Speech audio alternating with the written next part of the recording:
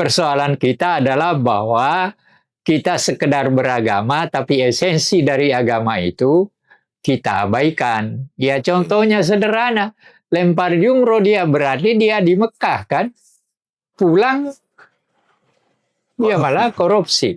Andai kata kita ini menjalankan Pancasila dengan baik, maka negara kita itu adalah negara surga dunia.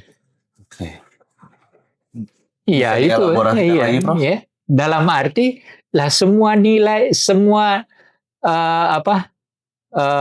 dasar-dasar Pancasila yang ada 5 itu semuanya apa maknanya? Maknanya bukan main bagusnya. Etika kita sudah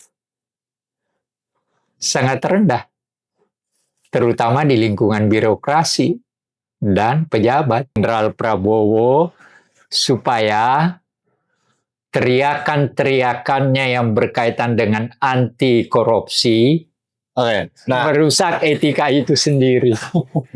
Nah, selamat datang di Dian episode kedua dalam Idean Har. Tadi kita sudah beberapa ya Prof baca komentar, terus kita juga bahas sedikit lah tentang korupsi haji yang dilakukan oleh Gus Yakut tersangka kasus kuota haji. Nah, bagi yang mau menonton tersebut, silahkan sudah di-upload khusus untuk membership, jadi silahkan join member dulu. Nah, kemudian kita bahas lanjut mengenai kaitannya dengan Pancasila. Tadi juga di video khusus member, kita mengungkit tentang ada menteri yang kampanye mengatasnamakan sedekah dan pilih anak saya. Kasih 50.000. Terus kemudian kita berangkat dari kasus Menak yang tersangka korupsi kuota haji. Nah, sekarang kita bahas Pancasila lebih dekat kepada sila pertama, Prof. Ketuhanan yang Maha Esa. Tapi kalau kita lihat, sedekah sudah dibalut dengan kampanye, Menak korupsi kuota haji yang sebenarnya tahun ke tahun sebenarnya itu ya korupsi ya. Sebenarnya bukan hanya ketuhanan yang Maha Esa yang dilanggar, keseluruhan daripada nilai Pancasila habis itu dengan kedua tindakan yang dilakukan oleh mereka gitu. Jadi hanya saya menghimbau, kalau istilah menghimbau tidak cukup, bahkan saya memohon kepada pemerintah yang dipimpin oleh Presiden Jenderal Prabowo supaya teriakan-teriakannya yang berkaitan dengan anti korupsi supaya direalisasikan. Artinya orang yang korup dihabisi. Dalam arti kata kalau perlu dihukum mati ya hukum mati. Oke. Itu. Balik lagi. Lah kita mau berpegang pada siapa? Apa yang bisa kita lakukan? Lah ada aturannya kok. Kenapa nggak dijalankan? Saya bukan ingin supaya seseorang mati. Tapi kan negara membuat aturan di mana kemungkinan untuk orang yang pada batas tertentu memang bisa dilakukan hukuman mati, kenapa tidak? Lawang ada aturannya. Dan korban korupsi dijadikan ini ya Prof ya, mati perlahan gitu. Iya, coba you lihat aja perusakan alam yang sekarang itu kan disebabkan oleh orang jahat. Nah, coba bayangkan berapa ribu orang yang rusak, rumah yang rusak, alam yang rusak. Itu artinya masa depan dari anak-anak sekarang bagaimana? Kemarin kita juga udah diskusi dengan Dirjen Penegakan Hukum Kehutanan ya. Kita juga terus kemudian tapi kita mau menitik beratkan kepada ketuhanan yang Maha Esanya, Prof. Karena Menteri Agama dan kuota haji yang dikorupsi itu bagaimana menurut Prof? Apa sih ketuhanan yang Maha Esa? Ketuhanan yang Maha Esa itu, negara ini bukan negara agama, tetapi negara yang memberi ruang kepada warga negaranya untuk mengatur, menjalankan agamanya masing-masing. Oke. Ya, jadi Pancasila, negara kita adalah negara Pancasila, di mana sila pertamanya adalah ketuhanan yang Maha Esa. Jadi negara kita adalah negara Pancasila, tapi bukan negara ketuhanan, Oke. bukan negara agama. Iya. Ya, bukan negara agama. Tetapi dengan ketuhanan yang Maha Esa dalam Pancasila, itu artinya apa? Etika-etika yang berkaitan dengan agama seharusnya menjadi pegangan dari setiap warga negara sesuai dengan etika agama mereka. Jadi misalnya Menteri Agama itu orang Islam, maka pegangannya dalam mengatur negara seharusnya berpegang pada ketuhanan yang Maha Esa, tetapi yang diatur dan dijalankan berdasarkan agama Islam. Dirjen yang berkaitan dengan Katolik, dirjen yang berkaitan dengan Protestan, semuanya berpegang pada agama mereka di dalam menjalankan posisi mereka. Kan itu yang dimaksud. Jadi bukan negara agama tapi bernilai. Iya, artinya bukan negara yang beragama, tetapi bukan negara yang berprinsip pada satu agama tertentu. Gitu. Oke, itu kita bahas satu itu dulu. Jadi ada nilai-nilai etika moral dalam negara kita. Iya, dengan sendirinya. Ya Pancasila itu sendiri memberikan nilai itu. Nah, tapi Prof, kan ya itu tadi, Menak korupsi, terus sedekah di kemana-kemanain. Apalagi Menaknya ini ada posisi tertentu di ormas yang mengatasnamakan Islam juga ya, Prof. Jadi banyak kriminalisasi sekarang, Prof. Nah, apakah ketuhanan itu masih ada di kalangan kita? Iya, jelas. Kita masih ke masjid kok. Kita, tapi maksud saya pejabat-pejabat dan tentu saja. Tentu saja semua pejabat yang Islam di Departemen Agama itu masih ke masjid kok.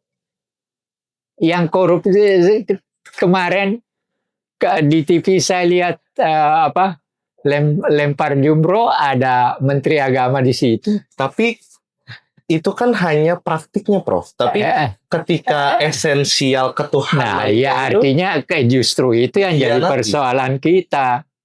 Persoalan kita adalah bahwa kita sekedar beragama, tapi esensi dari agama itu kita abaikan. Ya contohnya sederhana, lempar jumroh dia berarti dia di Mekah kan, pulang dia malah korupsi. Nah itu gimana, Prof? Apa penilaian dari proses? Iya, artinya ya merusak agama. Bukan agamanya yang rusak. Nilai-nilai tertentu yang menjadi pegangan dalam kehidupan kita sebagai seorang Islam dirusak oleh orang Islam itu sendiri yang kebetulan berkedudukan sebagai menteri. Nah, jadi ini kan nilai ketuhanan yang Maha Esa, itu harusnya kita dapat menerka esensi dari ketuhanan itu sendiri dengan nilai-nilai agama yang ada. Iya. Tetapi banyak kasus-kasus di zaman sekarang, bukan hanya pejabat, tapi ada kriminal-kriminal juga di kalangan masyarakat, entah itu membunuh atau krisis moral. Kita udah krisis pernah bahas. Moral seperti itu. Jadi sebenarnya sekali lagi saya ngomong, andai kata kita ini menjalankan Pancasila dengan baik, maka negara kita itu adalah negara surga dunia. Iya itu. Iya. Dalam arti lah semua nilai, semua dasar-dasar Pancasila yang ada 5 itu semuanya apa maknanya? Maknanya bukan main bagusnya. Dan begitu hebatnya para pemimpin kita yang merumuskan pembukaan Undang-Undang Dasar 45 itu. Kita ada Pancasila, kita mau mendirikan negara karena apa? kita anti penjajahan dan sebagainya. Begitu indahnya pembukaan itu. Tapi ternyata kita sendiri ya sejak awal kita sudah mengatakan itu, tapi misalnya tahun 50 sampai 58 terjadi perdebatan di Dewan Konstituante tentang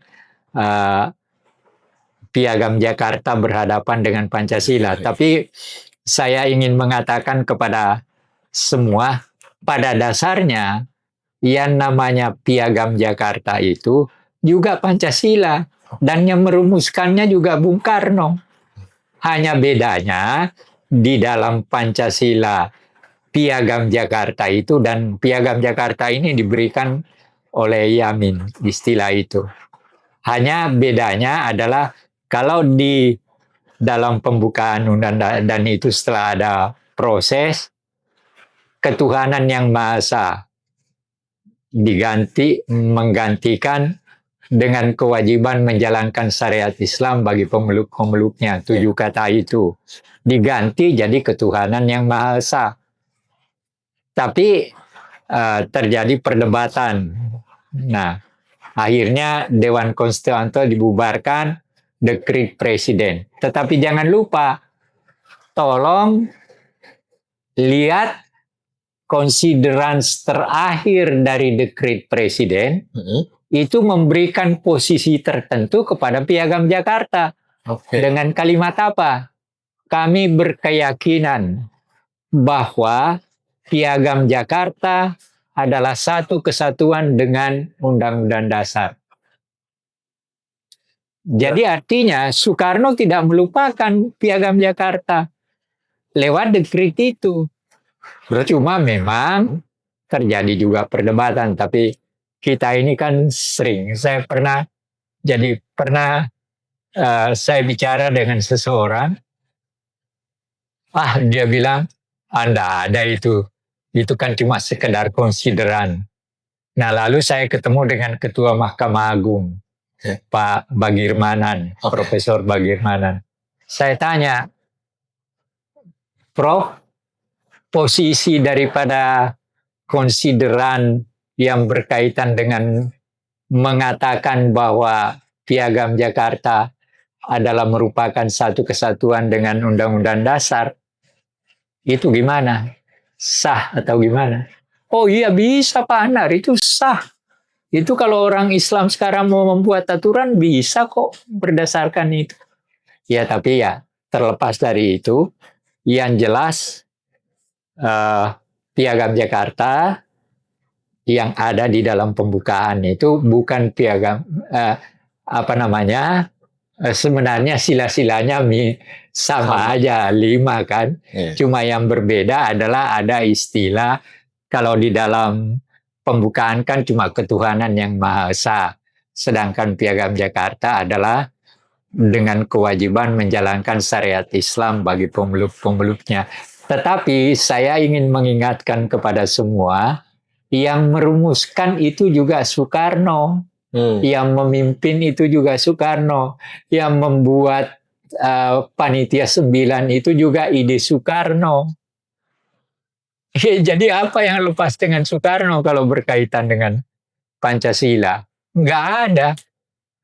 Ya, nggak ada. Semua itu dari yang pertama, tanggal 1 Juni dia yang pertama kali merumuskan Pancasila. Lalu kemudian dibentuk Panitia 8 oleh Rajiman. Soekarno nampaknya tidak setuju. Lalu dia bentuk Panitia 9. Panitia 9 inilah yang melahirkan apa yang dikenal dengan Piagam Jakarta. Lalu Piagam Jakarta ini tidak disetujui oleh yang non-Islam. Lalu ya apa yang terjadi disepakati oleh PPKI adalah yang sekarang ada dalam pembukaan Undang-Undang Dasar. Tapi berarti berdasarkan tadi ya Prof, yang dikatakan oleh Prof Bagirmanan, mantan Ketua Mahkamah Agung 2001 sampai 2008, Piagam Jakarta itu merupakan konsideran. Nah, berarti untuk Menak sekarang sendiri yang terkait korupsi kuota haji itu bisa lebih lagi hukumannya karena bisa menggunakan konsideran Iya, Jakarta itu tersebut. terserah hakim nanti. Ya, kita tidak bisa campuri itu. Tapi bahwa eh, menurut pengamatan kita, pengetahuan kita, dia sudah melanggar Undang-Undang Dasar dan Pancasila. Itu aja. Bagaimana sikap jaksa, bagaimana sikap hakim nanti ya kita lihat perkembangannya. Gitu aja. Tapi itu yang terlihat. Bahwa ketuhanan yang Maha Esa, sila pertama Pancasila itu dikhianati oleh Iya, iya. Ya, Kementerian Agama seharusnya marah. Iya kan? Tapi ya mau diapain lagi? Sudah serahkan ke hukum aja. Kalau saya sekarang bersikap seperti itu, kita bicarakan ini sekarang hanya mau memberikan wawasan tertentu kepada masyarakat. Bagaimana masyarakat selanjutnya ya kita serahkan pada mereka. Nah, bagaimana keputusannya terakhir nanti ya serahkan kepada hakim. Ini untuk ya semoga kita harap tidak terjadi lagi seperti ini ya, Prof.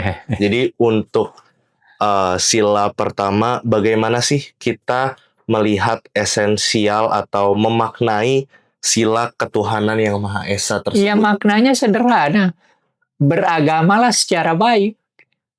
Berdasarkan ketuhanan yang Maha Esa itu. Yang Islam beragama dengan Islamnya sebagaimana aturan keislaman. Yang non-Islam, Kristen, Protestan, Konghucu, ya beragamalah Buddha, Hindu, beragamalah sesuai dengan ajaran Anda. Itu yang dimaksud. Pejabat apapun Anda berpegang pada satu agama, ya kembali kepada ajaran agama, dan tidak ada agama yang menyuruh kita korupsi, kan? Kan itu. Tidak ada. Persoalannya kan itu. Nah, sebenarnya dengan ketuhanan yang Maha Esa itu, maka tidak boleh ada warga negara Indonesia yang melakukan kejahatan karena dia punya agama. Mau agama manapun, mengajarkan kriminal. Tapi yang terjadi, ya semua yang korup itu, ketika dia berjabat, kan di atas kepalanya ada Al-Quran. Kalau dia Kristen ada Injil. Iya. Tapi begitu dia duduk di situ, korupsi juga. Berarti sudah banyak ya, Prof, yang mengkhianati agama mereka sendiri. Oh iya, bukan hanya banyak. Ya udah semua. Jadi saya kira kita sudah memberikan wawasan. Silahkan. Ya seperti itulah kenyataan yang kita hadapi. Nah, untuk solusinya bagaimana, Prof? Ya kembali kepada hayati kembali apa yang dimaksud dengan ketuhanan yang Maha Esa itu. Yang sebenarnya simpel. Sebenarnya simpel sekali. Jalankan agama Anda sesuai dengan aturan. Bagi yang Islam, baca Al-Quran dan hadis dan lain-lain yang diberikan oleh ulama-ulama besar. Yang Kristen, Protestan, Katolik segala macam, Hindu, Buddha, Konghucu, ya berjalanlah berdasarkan aturan agama Anda. Dan dimaknai ya, jangan cuma baca Al-Quran, baca Injil, tapi isinya nggak dipahami ya, Prof ya? Iya. Nah, tapi kenapa banyak banget, Prof, yang bandel gitu ya, yang mengkhianati agamanya sendiri? Iya, kita tidak bisa mengatakan itu dalam arti kata begini.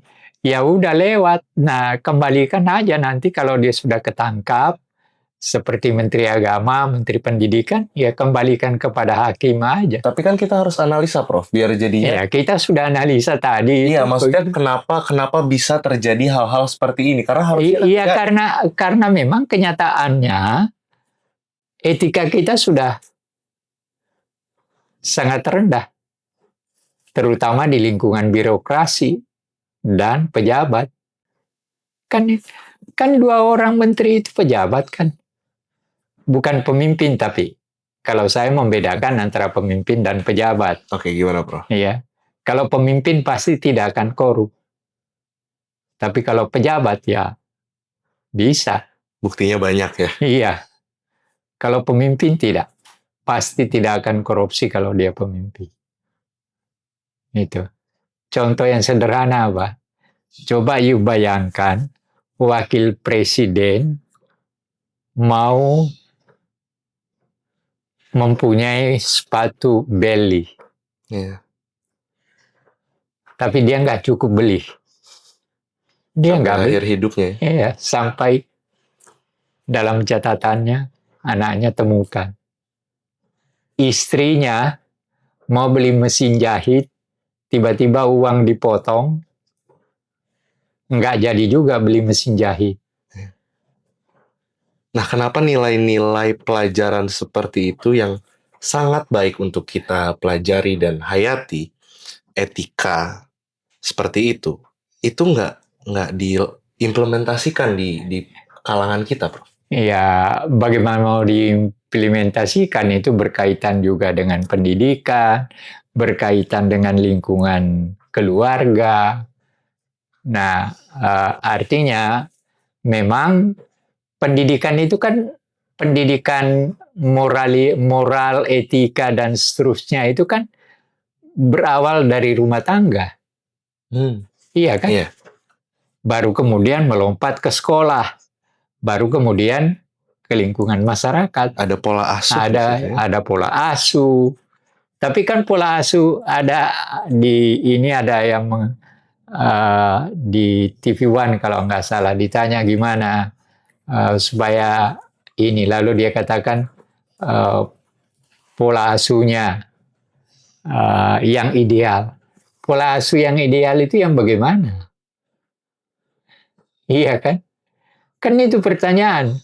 Tidak bisa saya sebagai orang Bugis, ya pola asuh saya beda dengan pola asuhnya orang Jawa kan? Iya. Beda dengan orang Sumatera, beda dengan orang Batak, beda dengan orang Bugis. Ada faktor sosial juga. Ada macam-macam hal. Nah, dalam perkembangannya antara orang kaya dan orang miskin pola asuhnya juga berbeda kan? Jadi dalam masyarakat pola asuh itu tidak satu macam. Bermacam-macam sesuai dengan lingkungan kita masing-masing. Lingkungan kesukuan kita, lingkungan ekonomi kita, dan sebagainya. Itu semua berpengaruh pada ada hal menarik di sini. Di kompleks ini ada seorang kaya, dan itu saya diberitahu oleh Ai cerita pada saya. Ada seseorang dia lihat dia anaknya mau pergi dengan teman-temannya mau ke pasar. Mau beli apa? Langsung dikasih 2 juta. Ambil dari dompet, kasih 2 juta. Anak masih SMA, kelas 1. Nah, coba you bayangkan, ini orang kaya, ini orang miskin. Anaknya minta Rp50.000, belum tentu bisa dipenuhi.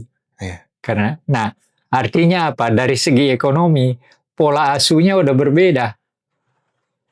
Iya kan? Kalau yang si kaya ini nggak ada batas. Kalau ini, batasnya bukan main. Iya kan? Nah, cara mengasuhnya juga sudah berbeda.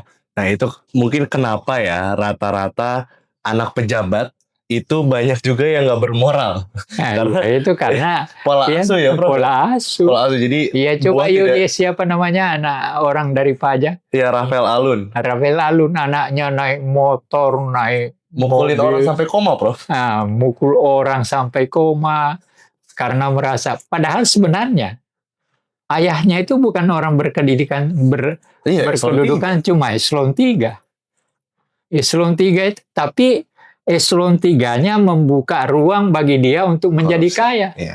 Coba you bayangkan bagaimana seorang eselon 3 lebih banyak duitnya daripada menterinya sendiri. Waktu itu menteri keuangan yang lama. 56 miliar dia punya duit sebagai eselon 3. Gila itu ya, Bro.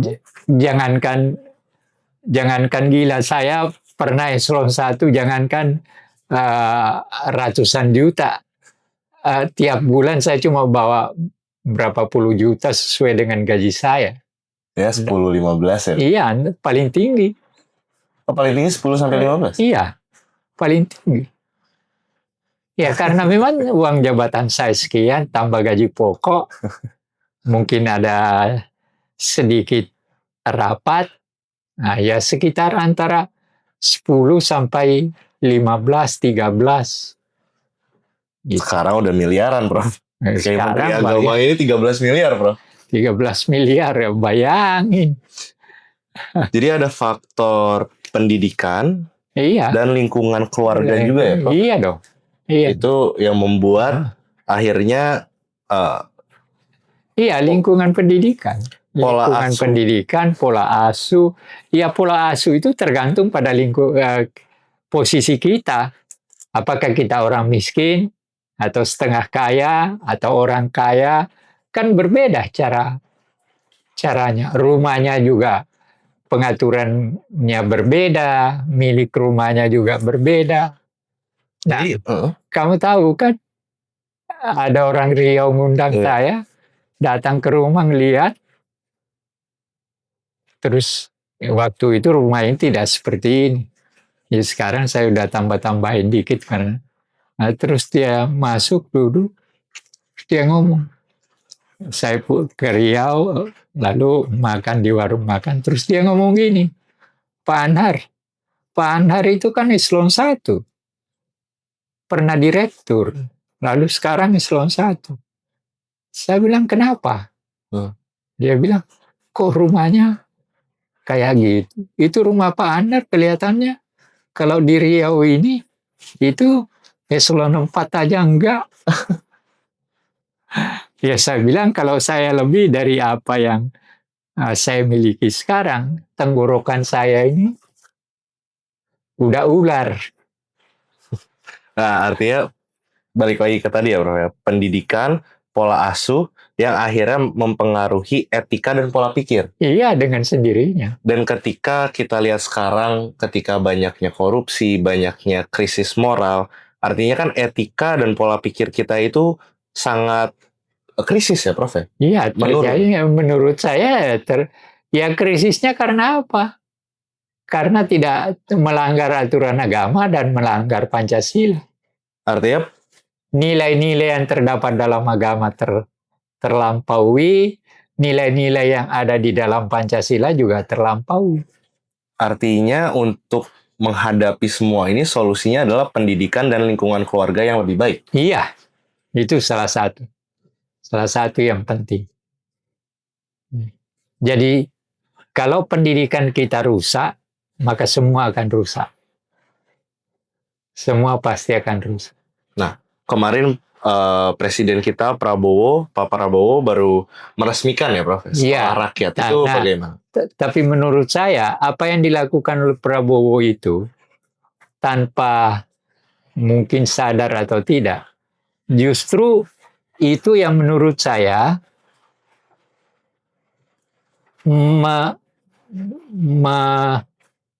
merealisasikan salah satu jenis daripada pembukaan Undang-Undang Dasar 45, yaitu keadilan sosial bagi seluruh rakyat Indonesia.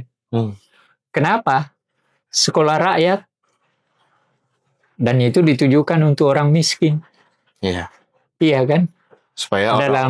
Sehingga orang miskin ini akan mendapat keadilan untuk kemudian mendapatkan pendidikan sebagaimana yang seharusnya, seperti yang diperoleh orang kaya.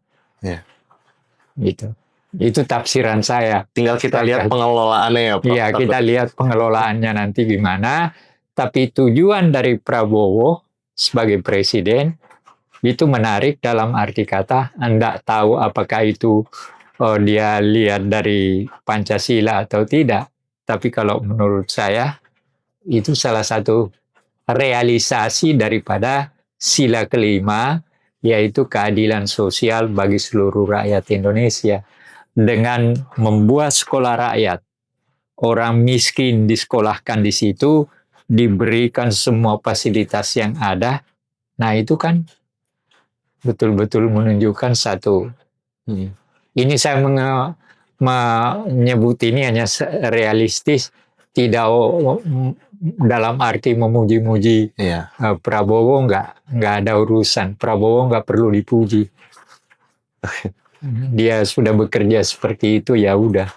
Tapi sekolah rakyatnya itulah yang saya lihat sebagai sesuatu yang mungkin diambil tanpa sadar atau dia memang memikirkan itu adalah sejalan dengan salah satu sila dari Pancasila, yaitu sila kelima, keadilan sosial bagi seluruh rakyat Indonesia.